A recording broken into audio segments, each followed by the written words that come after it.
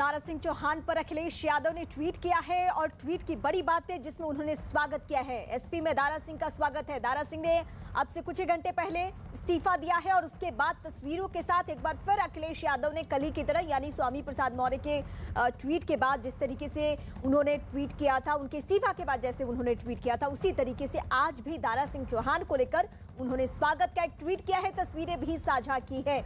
Samajwadi party को लेकर हालांकि दारा सिंह चौहान ने अभी कोई बयान नहीं दिया है कि वो जा रहे हैं, लेकिन ये तस्वीरें इस ओर इशारा संकेत जरूर दे रही है। इस बीच अखिलेश यादव क्योंकि वो विपक्षी खेमा है और जाहिर सी बात है कि अगर एक के बाद एक इस्तीफे हो रहे हैं, 24 घंटे में अगर 2 मंत्रियों के इस्तीफे हो चुके हैं, जो ओबीसी से 2 बड़े चेहरे आते हैं जिनका जनाधार है, जिनकी पहुंच है, पकड़ है, वो वक्त वक्त पे अलग अलग पार्टियों में रह चुके हैं। 2012 में बीएसपी के साथ, 17 में स्वामी प्रसाद मौर्य के बारे में ये आंकड़ा मैं बता रही हूँ, 2017 में बीजेपी के साथ, और अब संभवतः इस बात की गुंजाइश है कि 2022 के चुनाव में वो समाजवादी पार्टी के साथ जाए। इस बीच दारा सिंह चौहान को लेकर जो खबरें निकलकर सामने आ रही थी कि नाराजगी इनके भी मन में थी। बुलाया गया था दिल्ली, लेकिन सब कुछ तयशुदा है, इसलिए वो दिल्ली नहीं गए और सीधे आज राजभवन जाकर इस्तीफा दे दिया। और इस्तीफा से पहले उनकी मुलाकात हो चुकी है समाजवादी पार्टी के मुखिया अखिलेश यादव से, क्योंकि ये तस्वीरें सामने जब आने के बाद ये सब कुछ तय लग रहा है। शर्तें कौन कौन सी मानी गई है, चाहे स्वामी प्रसाद मौर्य हो या फिर दारा सिंह चौहान, ये आने वाले वक्त में पत्ता खुल जाएगा कि क्या बेटे को टिकट देने के मसले पर ही स्वामी प्रसाद मौर्य ने इस्तीफा दिया था। और ये 2 तस्वीरें 24 घंटे में दोनों तस्वीरें एक ही तरीके की है, यानी कल अखिलेश यादव ने स्वामी प्रसाद मौर्य को लेकर ट्वीट किया था, तस्वीरें साझा की थी, और आज की तस्वीरें हैं दारा सिंह चौहान को लेकर, यानी आज इस्तीफा उन्होंने दिया और उसके बाद अखिलेश यादव ने कल ही की तरह 24 घंटे की तरह उन्होंने फिर से एक बार ट्वीट कर दिया। 2 तस्वीरें। समाजवादी पार्टी आज अपने कोर मेंबर्स के साथ बैठक भी कर चुकी है, सीट शेयरिंग को लेकर बातचीत भी चल रही है, यानी आप कह सकते हैं कि पूरे फॉर्म में आ चुके हैं अखिलेश यादव और इन इस्तीफों से उनको बैठे बिठाए एक मुद्दा मिल चुका है। लेकिन सवाल सबके जहन में यही कि क्या ऐन चुनाव से पहले अगर ये 2 नेता छोड़ रहे हैं तो बीजेपी को कोई नुकसान होगा, क्योंकि बीजेपी डैमेज कंट्रोल करने की स्थिति में है और वो उस तरीके से कर रही है और भी नेताओं को ज्वाइन करने की कोशिश। लेकिन क्या पब्लिक भी ये सवाल पूछेगी कि बीजेपी ने दलितों को, पिछड़ों को सम्मान नहीं दिया, जो कि ये दोनों नेता आरोप लगा रही हैं, चाहे स्वामी प्रसाद मौर्य हो या फिर दारा सिंह चौहान।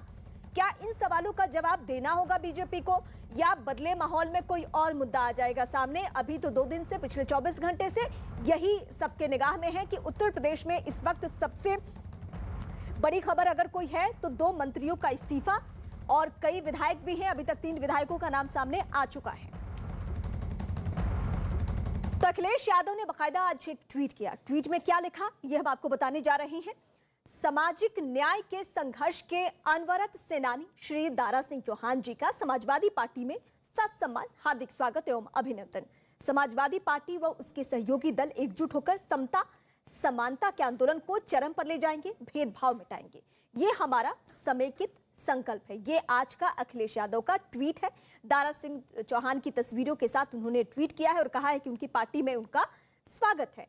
कल भी उनका यही तेवर था, यही रुख था, और चुनावी माहौल में अब इस बात की चर्चा हो रही है। लेकिन सवाल यही कि क्या इस तोड़ फोड़ से कुछ होने वाला है, क्या वाकई अखिलेश यादव इस स्थिति में पहुंच चुके हैं जहां से कुछ बात बनती हुई नजर आ रही है, क्योंकि अभी चुनाव में वक्त है, अभी वक्त है, और वक्त होने के लिहाज से यह सवाल उठ रहा है कि हर चुनाव में हमने ऐसे दल बदलू नेताओं को देखा है, क्या ये वही दल बदलू नेता है या फिर इनके जाने से बीजेपी को कोई नुकसान भी होने वाला है। क्योंकि दोनों में समानता क्या है, दोनों ओबीसी से आते हैं, दोनों ओबीसी समाज से आते हैं, और दोनों का जो आरोप है वो एक ही जैसा आरोप है। स्वामी प्रसाद मौर्य का भी कहना है कि पिछड़ों का सम्मान नहीं हुआ, और दारा सिंह चौहान का भी इस्तीफा दिया।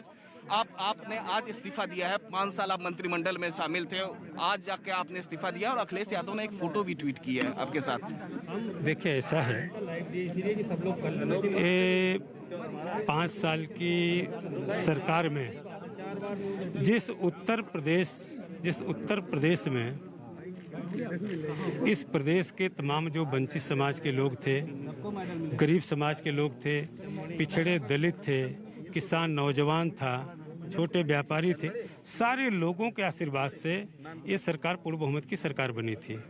लेकिन सरकार बनने के बाद बार बार अपनी बात कहते रहे, उनकी गुहार करते हम लोग रहे, उनको न्याय मिलना चाहिए। आज जिस तरीके से आज नौजवान अपने रोजगार को लेकर के सड़क पे है, जिस तरीके से इस जाड़े के दिन में जो गांव का किसान है अपने खेत को जानवर से बचाने के लिए आज खेतों में सो रहा है जाड़े के दिन में, आज जो सारे लोग परेशान हैं। इस बात को बार बार बात करने के बाद भी जब उसको अनसुनी कर देने के बाद आखिर मुझे निर्णय लेना पड़ा। अखिलेश यादव ने आपके साथ एक फोटो भी ट्वीट की है, तो आप समाजवादी पार्टी जा रहे हैं? देखिए, ऐसा है, पूरे प्रदेश में जो हमारे शुभचिंतक और हमारे समर्थक साथी हैं, जिनके आशीर्वाद से मुझे कई बार लोकसभा में भी जाने का मौका मिला, जिनके आशीर्वाद सहयोग से मुझे विधानसभा में जाने का मौका मिला, उनकी बैठक बुलाने के बाद जैसा निर्णय होगा वैसा निर्णय करूंगा। और कितने रेजिग्नेशन होंगे? और कितने लोग रेजिग्नेशन देंगे आपके साथ? पता नहीं, चूंकि आप लोग खोजी पत्रकार, आप लोग तो बहुत कुछ पता है कि कौन कहाँ जा रहा है कहाँ नहीं, मुझे नहीं पता है, लेकिन आने वाले समय में मुझे पता चलेगा तो मैं बताऊंगा आपको। परसों रात को आप स्वामी प्रसाद मौर्य के साथ भी थे, उसी दिन प्लान हो गया था? मौर्य जी मेरे आज से नहीं, मेरे 20 साल का मेरा संबंध है। नेता के नाते भी, पारिवारिक नाते भी मेरा संबंध शुरू रहा है, चाहे किसी दल में कोई रहे, व्यक्तिगत संबंध कभी आड़े नहीं आता है, इससे संबंध मेरे थे ही। अब उनका निर्णय क्या है वो बताएंगे, आप पूछा होगा, लेकिन मैं प्रदेश के लोगों से अपनी बात कहने के बाद, बुलाने के बाद उनसे राय लूंगा, जैसा निर्णय होगा फिर मैं निर्णय लूंगा। 14 तारीख को निर्णय आपका फैसला? अब ये बाद में बताऊंगा मैं कब होगा। तो ये थे दारा सिंह चौहान, जिनका साफ साफ ये कहना है कि ये पहले अपने इलाके में लोगों से बात करेंगे। जिस तरीके से स्वामी प्रसाद मौर्य ने कहा था, ठीक वैसे ही इन्होंने भी कहा है कि ये पहले अपने इलाके में लोगों से बात करेंगे, उसके बाद फैसला सुनाएंगे कि ये किधर जाएंगे, कौन सी पार्टी ज्वाइन करेंगे। यानी ये भी अपने पत्ते खोल नहीं रहे हैं। वीडियो जर्नलिस्ट निजाम के साथ अमित कुमार सिंह, न्यूज़ 18 इंडिया, लखनऊ।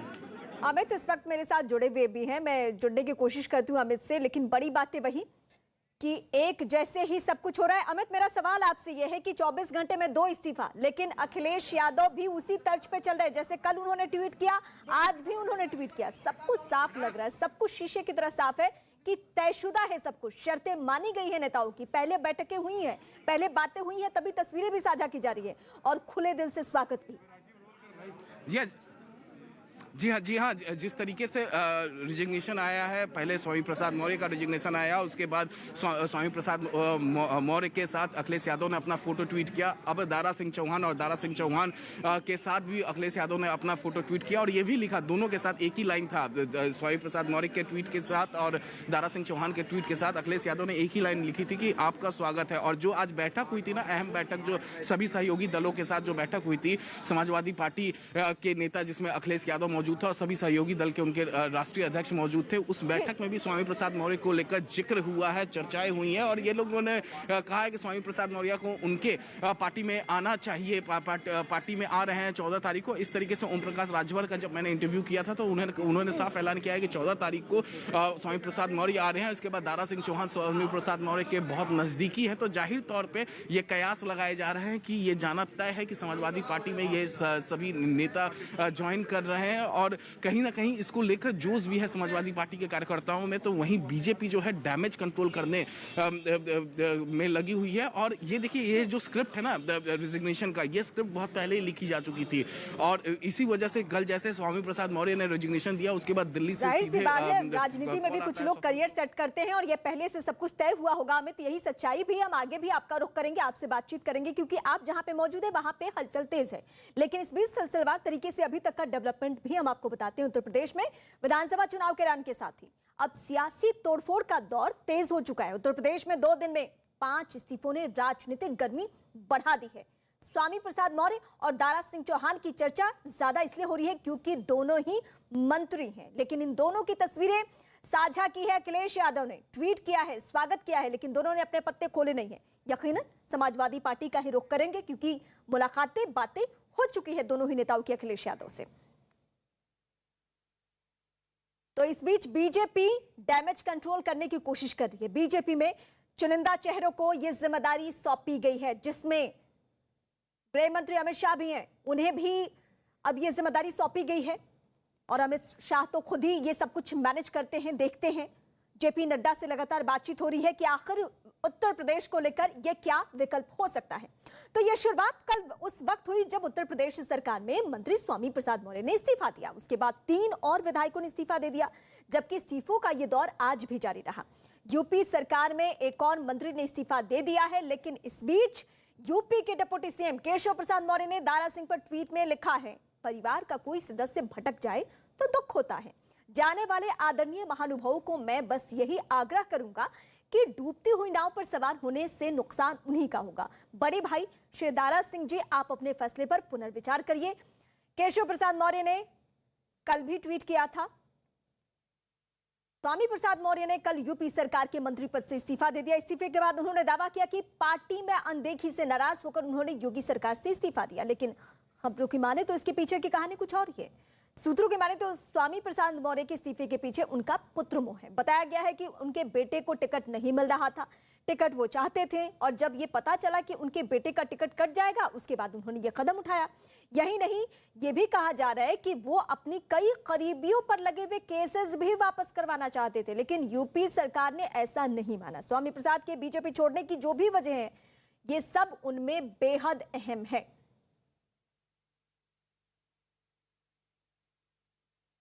बेटे के लिए टिकट का नहीं मिलना, खबर है कि स्वामी प्रसाद अपने बेटे के लिए विधायक का टिकट चाहते थे, लेकिन बीजेपी इसके लिए तैयार नहीं हो रही थी। दूसरी वजह यह भी है कि स्वामी प्रसाद मौर्य अपने कुछ खास विधायकों के लिए फिर से टिकट का दबाव बना रहे थे, जबकि बीजेपी ने इन विधायकों का टिकट काटने का मन बना लिया था। और तीसरी बड़ी वजह है अपने खास लोगों के ऊपर दर्ज मुकदमों में राहत मिलना।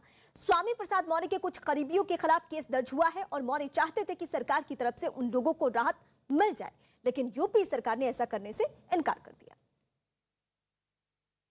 हालांकि स्वामी प्रसाद मौर्य के बेटे उत्कर्ष मौर्य ने दावा किया है कि उनके पिता ने उनके लिए टिकट नहीं मांगा था और चुनाव लड़ने का फैसला पार्टी तय करने वाली है। उनके बेटे ने क्या कहा, सुनिए आप।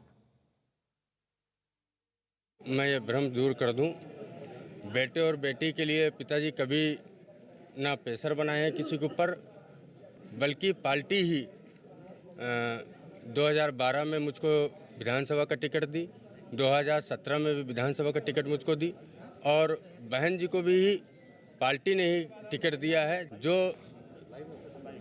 संगठन हमेशा सामाजिक स्तर पे और दलित पिछड़ों के लिए हमेशा काम किया है, आज अगर उसकी उपेक्षा होगी तो जाहिर सी बात है कहीं ना कहीं परिवर्तन जरूर दिखेगा। यूपी सरकार में मंत्री सिद्धार्थ नाथ सिंह ने स्वामी प्रसाद मौर्य को अवसरवादी बताया और कहा कि 5 साल तक वो योगी सरकार का गुणगान करते रहे और अब बहाने बनाकर इस्तीफा दे दिया। चुनाव के पहले जाने का मतलब कुछ और भी होता है, वो खुलासा वो खुद ही करें तो ज़्यादा अच्छा है। और ये समाजवादी पार्टी और बीएसपी की तुलना में भारतीय जनता पार्टी ने कई गुना ज़्यादा दलितों के लिए और गरीबों के लिए और पिछड़ों के लिए काम किया है। आप कोई भी योजना उठा लीजिए, आवास की ले लीजिए प्रधानमंत्री आवास, आप टॉयलेट्स ले लीजिए, आप स्वास्थ्य बीमा ले लीजिए, आप कोई भी योजना पकड़ लीजिए, किसी सरकार ने नहीं किया। मैं ये जो सरकार है मोदी योगी की वो कर रही है। और आपने 5 साल उसके गुण गाए, मगर आज जब छोड़ रहे हो चुनाव के मौके पे, तो कोई ना कोई और कारण है जो आप खुलासा करें तो ज़्यादा अच्छा है।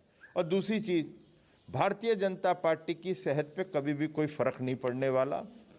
बड़े बड़े जो विश्लेषक थे उन्होंने बहुत कुछ बोला है। 2017 में जब 2 लड़कों ने हाथ मिलाया, मायावती तो और कद्दावर नेता हैं स्वामी प्रसाद मौर्य जी से, तो वो मायावती और अखिलेश जी ने हाथ मिलाया, जब भी कमल तो खिला ही है, क्योंकि कमल को खिलना है और कमल हमेशा खिलता रहेगा।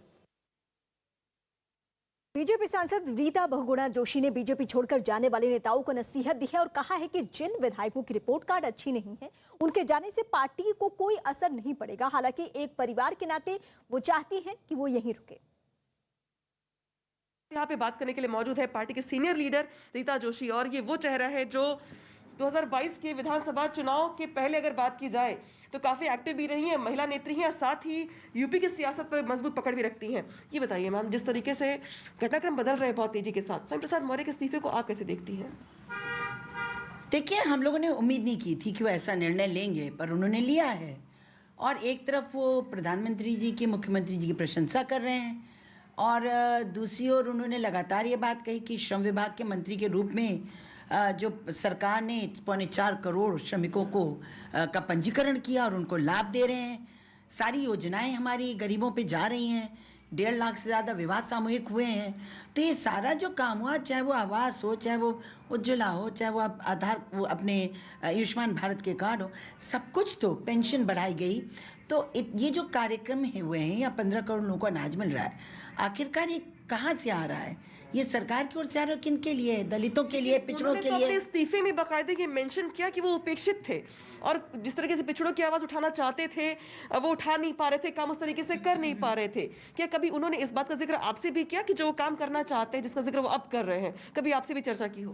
नहीं, वैसी कोई गंभीर चर्चा नहीं हुई, लेकिन मैं 35 वर्षों से उनको जानती हूँ। मेरे पिताजी की पार्टी के वो सदस्य रहे हैं, और लेकिन मैं अभी 2-3 दिन पहले उनसे मिली थी, तो कुछ असंतुष्ट लग रहे थे, लेकिन इतने असंतुष्ट हैं इसका मैं नहीं भाप सकी उनको।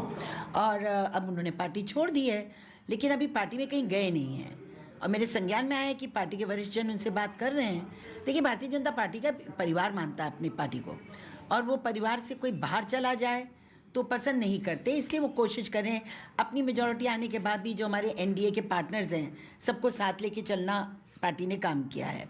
तो इसलिए नहीं कि उनके जाने से कोई बहुत बड़ा अंतर आने वाला है, लेकिन पार्टी चाहती है वो रुके, तो एक परिवार के रूप में। तो अब देखिए क्या निर्णय लेते हैं। निषाद पार्टी के अध्यक्ष संजय निषाद ने कहा कि स्वामी प्रसाद मौर्य के जाने का कोई फर्क नहीं पड़ने वाला है। उत्तर प्रदेश की सियासत में कल बड़ा सियासी फेरबदल हुआ जब स्वामी प्रसाद मौर्य ने इस्तीफा दिया कैबिनेट मंत्री पद से, और समाजवादी पार्टी में जाने की उनकी जो चर्चा है वो बहुत तेज़ी से है। अखिलेश यादव ने उनका फ़ोटो ट्वीट किया है। इसी पर बातचीत करने के लिए हमारे साथ मौजूद हैं निषाद पार्टी के अध्यक्ष, जो बीजेपी के साथ गठबंधन में हैं। उनसे हम बात करते हैं। सर, स्वामी प्रसाद मौर्य, उन्होंने कहा कि दलितों और पिछड़ों की अनदेखी हो रही है, क्या ऐसा है? और क्या आपको लगता है कितना फ़र्क पड़ेगा आप लोगों को, आपके गठबंधन को उनके जाने से? कोई फर्क पड़ने वाला नहीं है, क्योंकि वोट किसी नेता के पॉकेट में नहीं है, वोट पार्टियों के पास होता है और पार्टियां के पास वोट है। इसलिए 2014 से आप देखो कि पिछड़ों के नाम पर राजनीति करने वाले कैसे 2014 हारे, 2017 हारे, 2019 हारे, 2022 भी हारेंगे। ये सब इसे सब प्रदर्शित होता जो तोड़फोड़ की राजनीति चल रही है कि उस बैंक में वहाँ वोट है नहीं, उनके पास न नेता है न वोट है, इसीलिए तोड़फोड़ मचाएगा। स्वामी प्रसाद मौर्य को लेकर क्या कहेंगे, जिस तरह से उन्होंने तमाम तरह के कारण गिनाए और उन्होंने पार्टी छोड़ दी है? एक कारण गिना के बसपा से आए थे, लंबे समय से राजनीति कर रहे थे, और कब आए थे? जब वो भी लास्ट आवर में आए थे। अभी 1 महीने पहले हमारे मंच पर थे वो, प्रधानमंत्री जी के। अगर उन्हें ये कारण था तो एक मंच माध्यम होता अपनी बात रखने के लिए। जैसे मैं अपनी बात रखा ना कि मछुआ समुदाय उपेक्षित है और हम वकील हैं, जज भारतीय जनता पार्टी उसकी समस्याओं का समाधान करना चाहिए। भारतीय जनता पार्टी से दिल्ली से लेकर सदन से सड़क तक लड़ रहे हैं, फिर उसमें जो सार्थक परिणाम उसके तरफ चल रहे हैं, जो कि हमें रुकाऊ नहीं चाहिए, टिकाऊ नहीं चाहिए। तो अगर स्वामी प्रसाद मौर्य को कोई दिक्कत थी तो मन से कहना चाहिए भाई इसमें पिछड़ों की अनदेखी हो रही है, भारतीय जनता पार्टी इसे सुधारात्मक करना चाहिए। वहीं उत्तराखंड के मुख्यमंत्री पुष्कर धामी ने भी स्वामी प्रसाद मौर्य पर बड़ा हमला बोला है। जिनके अपने स्वार्थों की सिद्धि भाजपा में रह के नहीं हो पा रही है, जो समाज के लिए काम नहीं करना चाहते हैं, वो लोग भाजपा छोड़ रहे हैं। अन्यथा भाजपा में जो लोग राष्ट्र के साथ चलते हैं, देश के साथ चलते हैं, समाज के साथ चलते हैं, वो सारे लोग भाजपा में हैं। और आज दुनिया की सबसे बड़ी पार्टी कोई है तो भारतीय जनता पार्टी।